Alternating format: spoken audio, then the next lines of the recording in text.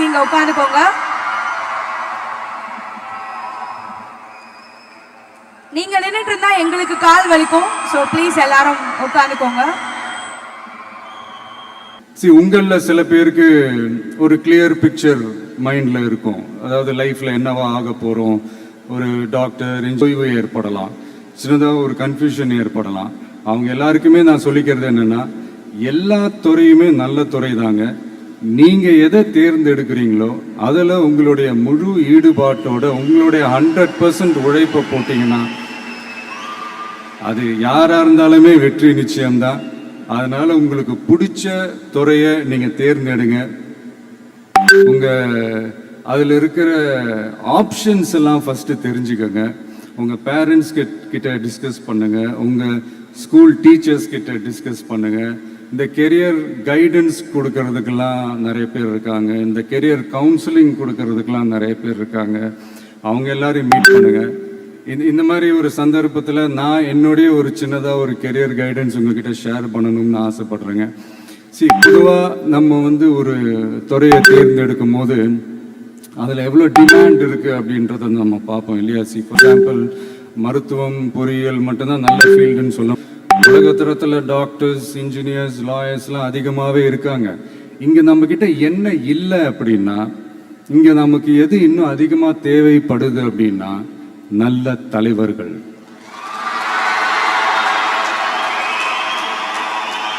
நான் தலைவர்கள்னு சொன்னது வெறும் அரசியல் ரீதியாக மட்டும் சொல்லலை. இப்போ நீங்கள் ஒரு துறைக்கு போறீங்க, அதில் நீங்கள் சிறந்து விளங்கினீங்கன்னா அந்த ஒரு தலைமை இடத்துக்கு உங்களால் ஈஸியாக வர முடியும்.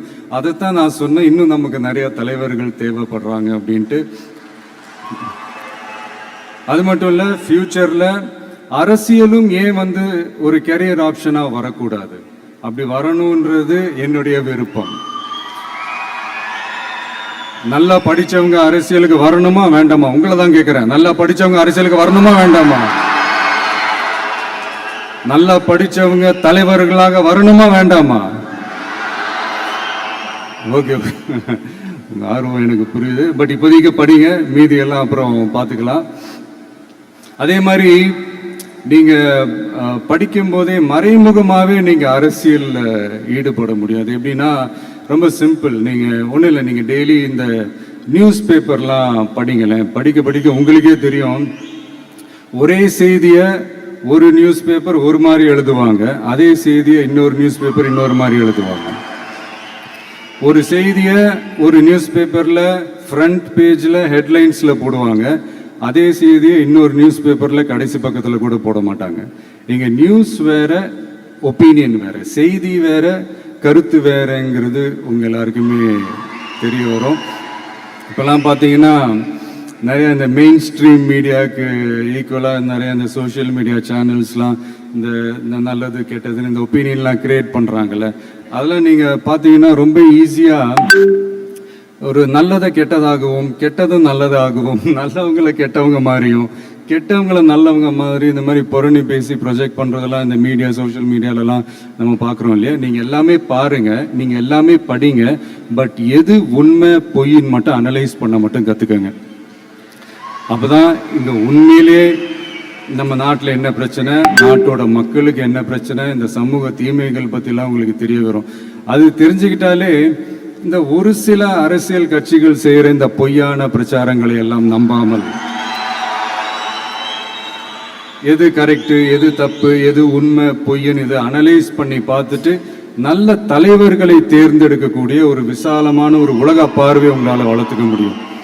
அது வந்துட்டாலே அதை விட ஒரு சிறந்த அரசியல் வேறு எதுவுமே இருக்க முடியாதுங்க. அதை விட நம்ம நாட்டோட வளர்ச்சிக்கு நீங்கள் செய்ய போகிற அந்த பங்களிப்பு வேறு எதுவுமே இருக்க முடியாது. ஃபைனலாக ஒரே ஒரு சின்ன விஷயம், friendship adds fragrance to life. அதில் எந்த மாற்று கருத்துமே கிடையாது. ஒரு கட்டத்துக்கு அப்புறம் பேரண்ட்ஸுக்கு அடுத்தபடியாக, இன்னும் சொல்லப்போனால் பேரண்ட்ஸை விட அதிகமாக நண்பர்களோட டைம் ஸ்பெண்ட் பண்ணக்கூடிய அந்த ஒரு சூழ்நிலை ஏற்படும். அதனால நல்ல நண்பர்களை தேர்ந்தெடுங்க. நீங்கள் கேட்கலாம், நட்புன்றது அதுவாக அமையிறது தானே, நாம் எப்படி சூஸ் பண்ண முடியும்னு. அது ஒரு விதத்தில் கரெக்டு தான். அதனால நான் கொஞ்சம் வேற மாதிரி சொல்கிறேன்.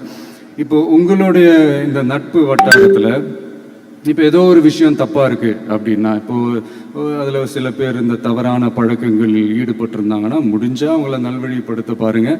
இந்த தவறான பழக்கங்களில் மட்டும் ஈடுபடாதீங்க, ஈடுபடக்கூடாது. நான் முன்னாடியே சொன்ன மாதிரி தான், உங்களோட அடையாளத்தை எக்காரணத்தை கொண்டு இழந்துடாதீங்க. Don't lose your identity at any cost. இது நான் ஏன் இவ்வளோ வலியுறுத்தி சொல்கிறேன்னா, இப்போ ரீசெண்ட் டைமில் நீங்கள் பார்த்தீங்கன்னா நம்ம தமிழ்நாட்டில் இந்த போதை பொருட்களுடைய இந்த பயன்பாடு அதெல்லாம் வந்து முக்கியமாக யங்ஸ்டர்ஸ் மத்தியில் ரொம்பவே அதிகமாயிருச்சு.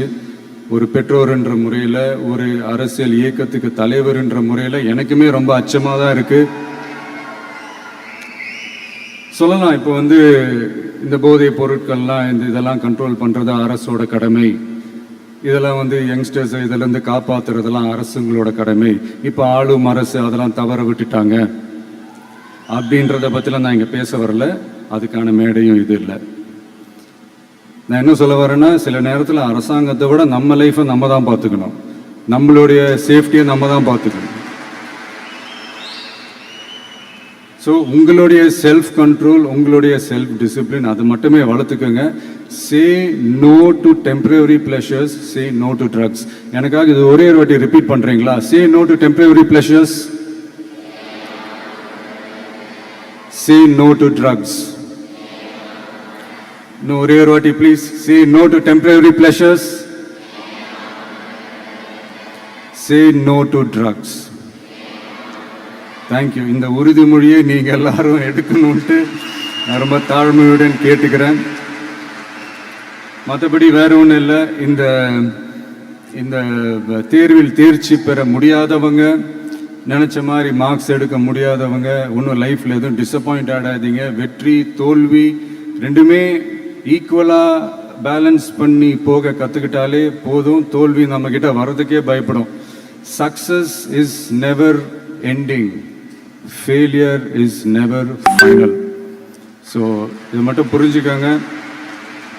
நான் 3ஆம் தேதி மீட் பண்ண போகிற அந்த செட் ஆஃப் ஸ்டூடெண்ட்ஸ் அண்ட் பேரண்ட்ஸுக்கும் சேர்த்து தான் இன்னைக்கு வந்து நான் பேசுகிறேன். ஏன்னா மறுபடியும் இந்த மாதிரி அட்வைஸ் பண்ணி அவங்கள நான் போர் அடிக்க விரும்பலை. ஏன்னா ஜென்ரலாகவே தெரியும் அட்வைஸ் பண்ணவங்க எல்லாருக்கும் பிடிக்காதுன்னு. ஏன்னா நானும் அப்படி தான். அதனால் ஸோ அன்றைக்கி வந்து டைரெக்டாக நம்ம வந்து ஸ்டூடெண்ட்ஸை கௌரவிக்கிற அந்த நிகழ்ச்சிக்கு நம்ம போயிடலாம். So thank you. மீண்டும் சந்திக்கும் வரை நன்றி, வணக்கம்.